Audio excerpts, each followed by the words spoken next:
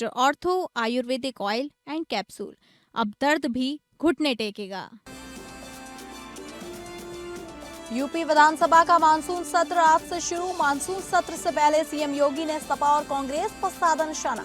कहा, सपा कांग्रेस के समय में किसानों के हितों पर कुठाराघात हुआ था। वहीं सीएम योगी ने राम मंदिर चढ़ावा चोरी मामले में सपा को आड़े हाथों लेते हुए कहा कि राम भक्तों पर गोलियां चलवाने और राम मंदिर निर्माण में बाधा पहुंचाने वालों को राम मंदिर मुद्दे पर बोलने का हक नहीं। सीएम योगी ने किया जनता दर्शन। प्रदेश के कई जनपदों से आए लोगों की सुनी समस्याएं। सीएम योगी ने कहा, जन समस्याओं के निस्तारण और अपराधियों पर कार्रवाई में शिथिलता बर्दाश्त नहीं। जिन जिलों में ज्यादा शिकायत, वहां के पुलिस कप्तान की जवाबदेही तय की जाए। उप मुख्यमंत्री केशव प्रसाद मौर्य का समाजवादी पार्टी पर हमला। कहा, सपा हिंदू और सनातन के मुद्दे पर राजनीति स्टंट कर रही। अखिलेश की बयानबाजी पर उनकी राजनीतिक हताशा को दर्शाती है। वहीं योगी सरकार ने यूपी को बीमारू राज्य की छवि से बाहर निकाला।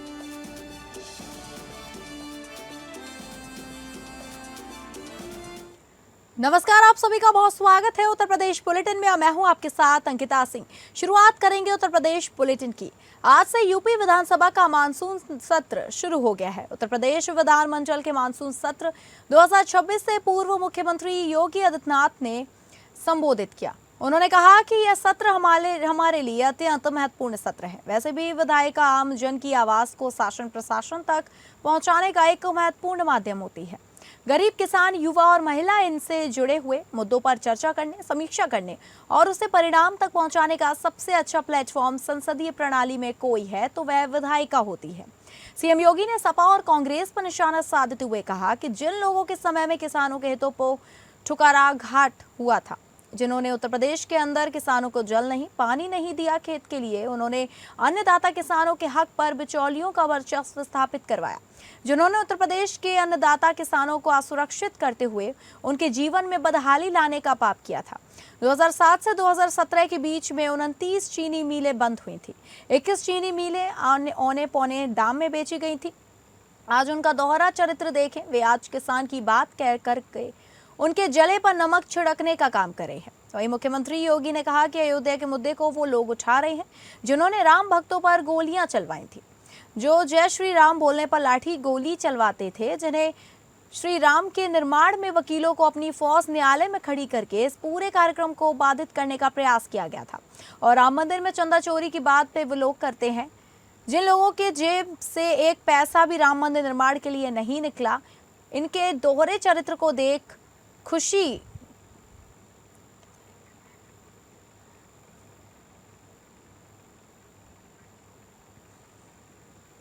जनप्रतिनिधि अपने अपने क्षेत्र की समस्या को वहां रख सकता है और सरकार से उसके समाधान का रास्ता निकलवा सकती है। इस प्लेटफॉर्म का बेहतर उपयोग हो, यह बीजेपी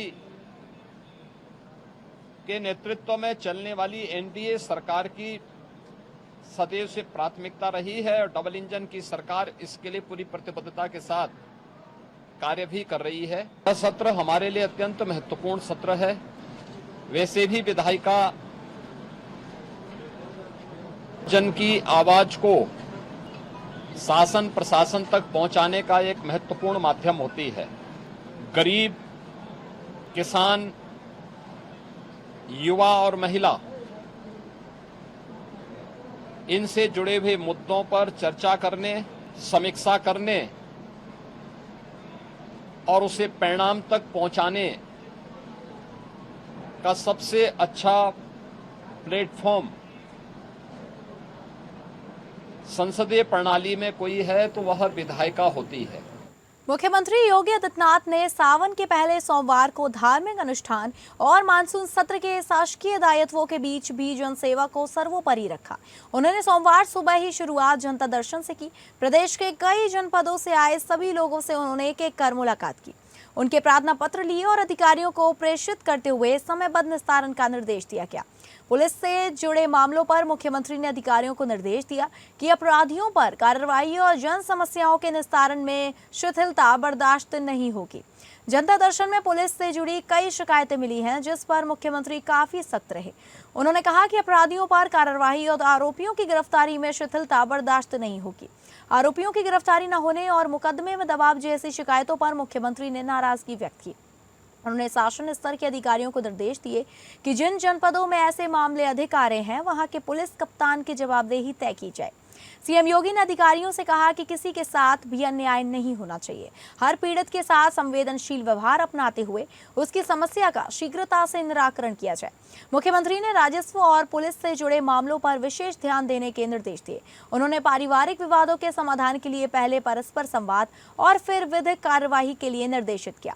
मुख्यमंत्री ने कहा कि जनता की समस्याओं का निस्तारण तत्परता, पारदर्शिता और संवेदनशीलता से किया जाए। हर समस्या का समाधान गुणवत्तापूर्ण और संतुष्टिपरक होना चाहिए।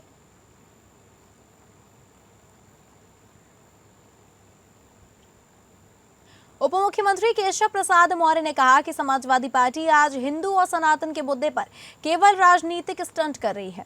प्रदेश और देश की जनता अच्छी तरह जानती है कि समाजवादी पार्टी शुरू से ही सनातन और हिंदू विरोधी सोच की राजनीति करती आ रही है। आज जो बयानबाजी और दिखावटी राजनीति की जा रही है उसे जनता भली भांति समझ चुकी है। अखिलेश यादव की लगातार बयानबाजी उनकी राजनीतिक हताशा को दर्शाती है। उनकी यह राजनीतिक नौटंकी अब जनता के बीच प्रभावी नहीं होने वाली है। वर्ष 2022 की तुलना में 2027 में समाजवादी पार्टी की स्थिति और भी कमजोर होगी। पिछले 9 सालों में जनप्रतिनिधियों और जनता के साथ लगातार संवाद तथा उनके सुझावों के आधार पर बनी योजनाओं ने उत्तर प्रदेश में व्यापक परिवर्तन लाया है। आर्थिक मोर्चे पर उत्तर प्रदेश को बीमारू राज्य की छवि से बाहर निकालकर रेवेन्यू सरप्लस और तेजी से आगे बढ़ती अर्थव्यवस्था वाले राज्य के रूप में स्थापित किया गया है। विकास, सुशासन और जन कल्याण के कार्यों पर जनता का विश्वास लगातार मजबूत हुआ है। समाजवादी पार्टी हो, कांग्रेस पार्टी हो, आबादी पार्टी हो, ये हिंदू होने का ढोंग तो करते हैं, लेकिन जब पूरा आचरण हिंदू विरोधी होता है, राम भक्तों का विरोधी होता है, शिव भक्तों का विरोधी होता है, हिंदू का विरोधी होता है। इसलिए इनकी राजनीति की जो नाव है, 51,000 रुपया अखिलेश यादव हनुमान जी और राम जी को दे रहे हैं। अखिलेश यादव जी की नौटंकी के काम आने वाली नहीं। उनका 2022 से बहुत बुरा हाल 2027 में जनता। श्रावण मास के प्रथम सोमवार पर कानपुर के प्रसिद्ध बाबा आनंदेश्वर धाम में आस्था का अद्भुत संगम देखने को मिला। देर रात से ही शिव भक्तों की लंबी लंबी कतारें मंदिर परिसर से दूर तक दिखाई दी। बम बोले और हर हर महादेव के जयघोष से पूरा वातावरण शिवमय हो उठा। लाखों श्रद्धालुओं ने बाबा के दर्शन पर जलाभिषेक किया। प्रशासन की ओर से सुरक्षा और श्रद्धालुओं की सुविधा के व्यापक इंतजाम किए गए। पहले सोमवार को बाबा आनंदेश्वर धाम में रात लगभग 10 बजे से ही श्रद्धालुओं का पहुंचना शुरू हो गया और देखते ही देखते मंदिर के बाहर भक्तों की लंबी कतारें लग गई। श्रद्धालु पूरी श्रद्धा और उत्साह के साथ बाबा भोलेनाथ के दर्शन के लिए घंटों इंतजार करते नजर आए। मंदिर के कपाट रात करीब 2 बजे खोल दिए गए, जिसके बाद जलाभिषेक और पूजा अर्चना का सिलसिला लगातार जारी है। सुबह होते होते मंदिर परिसर और आसपास का पूरा क्षेत्र शिव भक्तों से खचाखच भर गया। कावड़ लेकर सैकड़ों की संख्या में कावड़िए भी बाबा के दरबार पहुंचे और गंगा जल से भगवान शिव का जलाभिषेक किया। वहीं युवाओं के बम बोले और हर हर महादेव के जयघोष से पूरा वातावरण भक्तिमय हो गया। श्रद्धालुओं में गजब का उत्साह और आस्था देखने को मिली। वहीं श्रद्धालुओं की भारी भीड़ को देखते हुए प्रशासन ने सुरक्षा के कड़े इंतजाम किए। पूरे मंदिर परिसर और आसपास के क्षेत्र की निगरानी ड्रोन कैमरों से की जा रही है। बड़ी संख्या में पुलिस बल की तैनाती की गई है, जबकि श्रद्धालुओं की सहायता के लिए विभिन्न स्थानों पर सेवादार भी मुस्तैद हैं। महिला और पुरुष श्रद्धालुओं के लिए अलग अलग बैरिकेडिंग पर कतारों की व्यवस्था की गई है ताकि दर्शन व्यवस्था सुचारू बनी रहे। कानपुर वासियों का रक्षा करने वाले हमारे बाबा आनंदेश्वर जी पूरे देश की, पूरे विश्व की रक्षा करने वाले। आज सावन का पहला सोमवार है और आज इतनी अच्छी दिव्य व्यवस्था है कि आप देखो लाइन में भी जाके आधे घंटे में आप दर्शन करके अपने घर जा रहे हो। हमें बहुत अच्छा लगा, लेकिन कुछ लोग आ रहे हैं जो इसको गलत मान रहे हैं, वो अच्छी बात नहीं है। कमिश्नरेट पुलिस द्वारा सभी मंदिरों में पर्याप्त पुलिस का प्रबंध किया गया है। जैसे कि आप यहाँ पर परमिट पे हैं, तो यहाँ पर पुलिस का पर्याप्त प्रबंध किया गया है। 3 शिफ्टों में ड्यूटियां लगाई गई हैं। जल पुलिस, फायर टेंडर, LIU और सभी की ड्यूटियां यहाँ पर लगाई गई हैं। पर्याप्त पुलिस बल है और आप देख रहे हैं कि सभी लोग सुगमता से यहाँ पर दर्शन कर रहे हैं। किसी भी प्रकार की भक्तों को कोई असुविधा नहीं होने दी जा रही है। श्रावण मास का आज पहला सोमवार है और मेरे पीछे मैं तस्वीरों में आपको दिखाना चाहूंगा, तस्वीरों के माध्यम से किस तरीके से भक्तों की लंबी कतारें हैं। यहाँ पर महिला बैरिकेटिंग अलग लाइनें रखी गई हैं और पुरुष की लाइनें जो अलग है। लाखों की संख्या में लगातार श्रद्धालु दर्शन करने के लिए आ रहे हैं। रात्रि के 2 बजे के बाद से ही मंदिर के पट खोल दिए गए थे। हम बात करेंगे मंदिर प्रशासन के लोग हमारे साथ बात करेंगे। भैया, दर्शनार्थियों के लिए क्या सुविधाएं की गई? दर्शनार्थियों के लिए रात से ही बढ़िया सुविधा दी गई है। जो महिलाएं बुजुर्ग हैं उनके लिए ब्लड चेयर का इस्तेमाल किया गया है और बाकी हमारे जो कार्यकर्ता जो सेवादार हैं सब लगे हैं, बढ़िया सेवा दे रहे हैं और सब बढ़िया से दर्शन करवा रहे हैं बाबा के। और यही मनोकामना है कि बाबा सभी की मनोकामना पूर्ण करें। ऐसा ही भक्त लगभग कितने श्रद्धालुओं ने दर्शन कर? कम से कम हम अगर 30 से 35 हजार रुपये लोगों ने दर्शन कर चुके हैं। अभी रात तक करीब 1 लाख 1.5 लाख तक आदमी आ सकता है इसमें। जैसा कि आपने देखा कि अभी तक लगभग हजारों की संख्या में श्रद्धालु दर्शन कर चुके हैं। कुछ श्रद्धालु भाई हमारे साथ मौजूद है, उनसे फिर बात करेंगे। बढ़िया है, अच्छी, बहुत बढ़िया है। ठीक है। नहीं, बहुत बढ़िया व्यवस्था है। जैसे कि आपने देखा कि व्यवस्था की अगर बात की जाए तो दर्शन के लिए काफी अच्छी व्यवस्था की गई है और अगर सुरक्षा की बात की जाए तो ड्रोन से चप्पे चप्पे की निगरानी की जा रही है। मैं आपको तस्वीरों के माध्यम से दिखाना चाहूंगा कि ये मंदिर का जो है मुख्य द्वार है। हालांकि एंट्रेंस का जो द्वार है वो अलग है, लेकिन ये द्वार है, यहाँ से दर्शनार्थी जो है बाबा को जलाभिषेक करके दर्शन करके वापस निकल रहे हैं। तो यहाँ पर कुछ श्रद्धालु हैं, हम उनसे बात करेंगे। भैया, कैसे दर्शन किए? बहुत बढ़िया भैया, बहुत बढ़िया व्यवस्था, बहुत बढ़िया दर्शन। जैसा कि आपने देखा व्यवस्था की अगर बात की जाए काफी अच्छी व्यवस्था है। कैमरा पर्सन गौरव निगम के साथ कुणाल सिंह, एपीएन न्यूज कानपुर। सावन के प्रथम सोमवार को पुलिस आयुक्त वाराणसी मोहित अग्रवाल ने कांवड़ यात्रा और श्री काशी विश्वनाथ धाम की सुरक्षा व्यवस्थाओं का स्थलीय निरीक्षण किया। पुलिस आयुक्त मोहित अग्रवाल ने गिरजाघर मार्ग से गोदौलिया श्री काशी विश्वनाथ मंदिर क्षेत्र, काशी विश्वनाथ कॉरिडोर एवं गंगा घाटों तक पैदल भ्रमण कर सुरक्षा, भीड़ प्रबंधन, यातायात एवं श्रद्धालुओं के सुगम आवागमन हेतु की गई व्यवस्थाओं का स्थलीय निरीक्षण कर संबंधित अधिकारियों को आवश्यक दिशा निर्देश दिए गए। वहीं पुलिस आयुक्त ने कहा कि सावन के प्रथम सोमवार पर विभिन्न जनपदों एवं राज्यों से आने वाले प्रत्येक श्रद्धालु की सुरक्षा, सुविधा एवं सुगम दर्शन हमारी सर्वोच्च प्राथमिकता है। प्रत्येक पुलिसकर्मी श्रद्धालुओं के साथ मित्रवत एवं सम्मानजनक व्यवहार सुनिश्चित करे। हमारा प्रयास है कि श्रद्धालु काशी से सुरक्षित, संतुष्ट एवं मधुर अनुभव लेकर लौटे। प्रयागराज वाराणसी कांवड़ मार्ग पर श्रद्धालुओं के सुरक्षित आवागमन हेतु समर्पित लेन बनाई गई है, जिस पर पीआरवी, क्यूआरटी एवं पर्याप्त पुलिस बल की निरंतर तैनाती सुनिश्चित की गई है। वहीं मंदिर क्षेत्र, यात्रा मार्ग एवं संवेदनशील स्थानों पर सीसीटीवी कैमरों के माध्यम से 24 घंटे निगरानी की जा रही है, जिसकी सतत मॉनिटरिंग कंट्रोल रूम से सुनिश्चित की गई है। वहीं श्री काशी विश्वनाथ मंदिर के आसपास व्यवस्थित बैरिकेडिंग की गई है, जिससे श्रद्धालु कतारबद्ध, सुरक्षित एवं सुचारू रूप से दर्शन पूजन कर सकें तथा भीड़ का प्रभावी प्रबंधन बना रहे।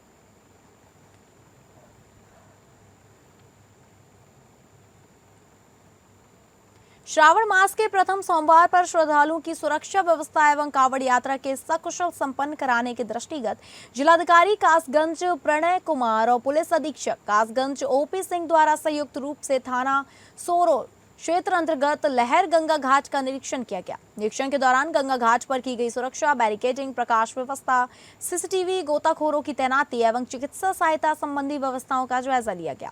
इसके अतिरिक्त कांवड़ियों के रूट मार्ग को देखा गया। इस दौरान जिलाधिकारी एवं पुलिस अधीक्षक द्वारा अधीनस्थ अधिकारियों व कर्मचारियों को सतर्कता एवं संवेदनशीलता के साथ ड्यूटी करने हेतु आवश्यक दिशा निर्देश दिए गए।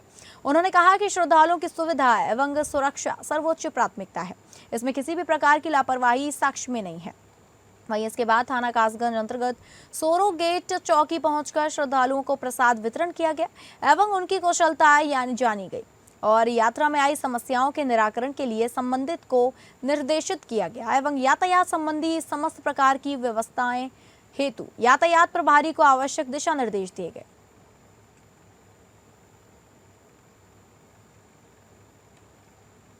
जहां राजधानी लखनऊ के मलिहाबाद क्षेत्र के कसमंटी कला गांव में स्थित एक प्राचीन ढांचे को लेकर तनाव बना हुआ है। सावन के पहले सोमवार को और चेहल्लुम के मौके पर स्थिति को देखते हुए इलाके में भारी पुलिस फोर्स तैनात कर दी गई और रास्तों को ब्लॉक भी कर दिया गया। गौरतलब है कि लाखन आर्मी के राष्ट्रीय अध्यक्ष सूरज पासी और पासी समाज ने घोषणा की थी कि वो सावन के पहले सोमवार को 108 गाँव से लाई गई पवित्र मिट्टी और गंगा जल को कसमंटी स्थित कंसा पानी पासी किले के शिव मंदिर में अर्पित करेंगे और वहां जल अभिषेक करेंगे।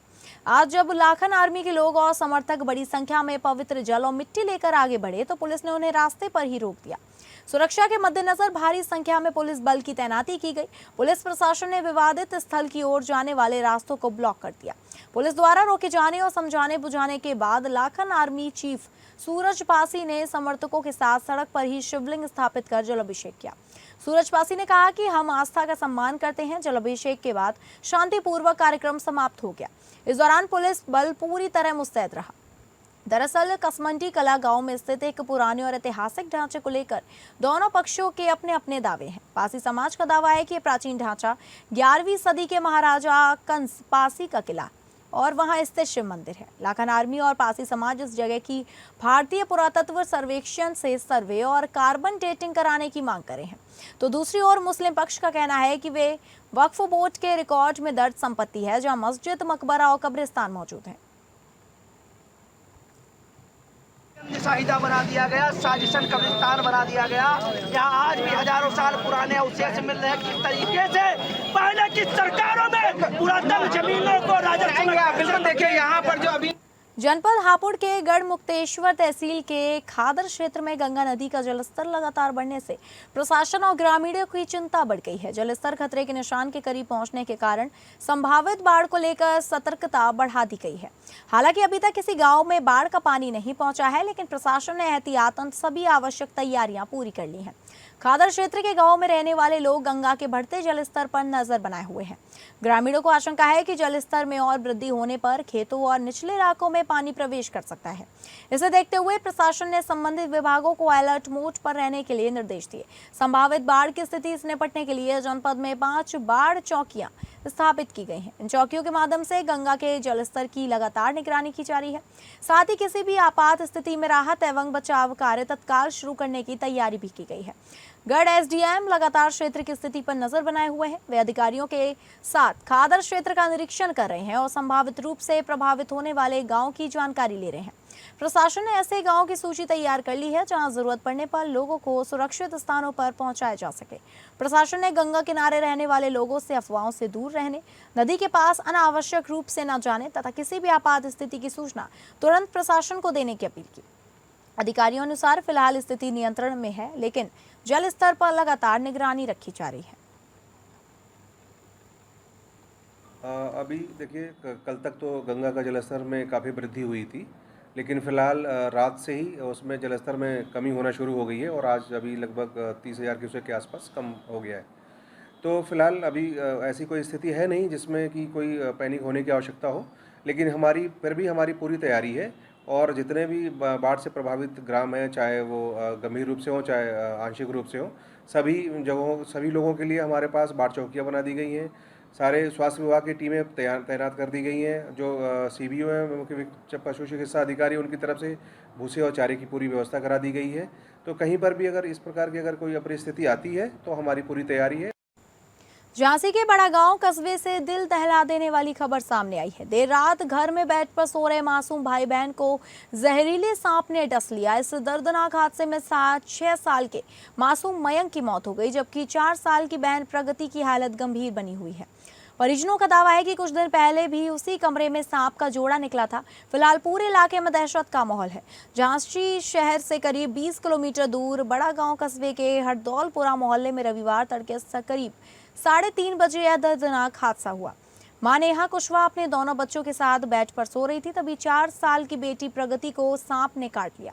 बच्ची के रोने पर मां उसे उठाकर अपनी सास के पास लेकर गए। करीब 2 मिनट बाद 6 साल का बेटा मयंक भी जोर जोर से चीखने लगा। जब मां कमरे में पहुंची तो देखा कि काला सांप बच्चे के शरीर से लिपटा हुआ था और उसे कई जगह डस चुका था। दोनों बच्चों को तुरंत मेडिकल कॉलेज ले जाया गया, जहां इलाज के दौरान 6 वर्षीय मयंक की मौत हो गई, जबकि 4 वर्षीय प्रगति की हालत गंभीर होने पर उसे निजी अस्पताल में वेंटिलेटर पर भर्ती कराया गया है। वो सुबह के 3:30 बजे थे। सो छोटा भाई अपने काम के लिए निकल गया और उसकी बीवी थी, बहू, सो वो बच्चे के साथ लेटी थी और वहाँ सांप आ गया। सो पहले बच्ची को काटा। सो बहू लेके बाहर आई सांप को, बच्ची को। सो फिर 2 मिनट बाद बच्चा भी चिल्लाने लगा कि हमें किसी ने काट लिया। हाँ, सो दोनों बच्ची को और लड़के को काट लिया सांप ने। सुबह देखा उनकी मम्मी के साथ बच्चे दोनों लेटे थे। पहले बच्ची को सांप ने काटा तो बच्ची को लेके माँ दादी के पास दौड़ी कि इसको किसी ने काट लिया है। तो वो बच्ची को माँ दादी को देने के बाद तब तक वहाँ देखा, तब तक वो जो लड़का था तो लड़का भी चिल्लाना कि मुझे किसी ने काट लिया है। तो वहाँ देखा तो बच्चे को भी उठाया तो वहाँ देखा तो सर्प था। पीलीभीत के थाना जहानाबाद क्षेत्र के जीएमबी तिराहे के पास एक कार रिपेयरिंग गैराज में देर रात शॉर्ट सर्किट हो जाने के कारण भीषण आग लग गई। शॉर्ट सर्किट के कारण लगी आग में रिपेयरिंग के लिए गैराज में खड़ी 6 कारें जलकर राख हो गई। सूचना पर पहुंची फायर सर्विस ने समय रहते आग पर काबू पा लिया। कोतवाल जहानाबाद जयशंकर सिंह ने द्वारा दी गई जानकारी के अनुसार घटना 3 अगस्त की सुबह करीब 4 बजे की है। आग लगने का कारण प्रथम दृष्टया या शॉर्ट सर्किट बताया जा रहा है। नुकसान का आकलन किया जा रहा है। पुलिस ने मौके पर पहुंचकर सुरक्षा व्यवस्था का जायजा लिया।